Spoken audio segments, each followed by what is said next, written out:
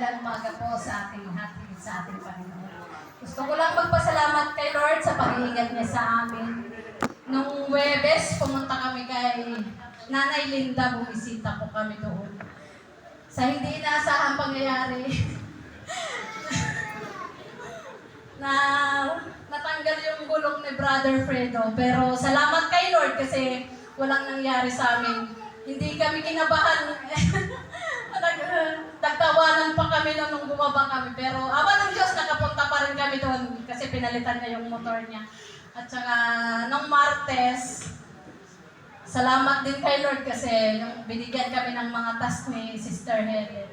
Nagbigay sa akin na task yung closing prayer. Sabi ko, Lord, ikaw yung magsasalita, hindi po ako kasi talaga naman hindi pa ako talaga ano.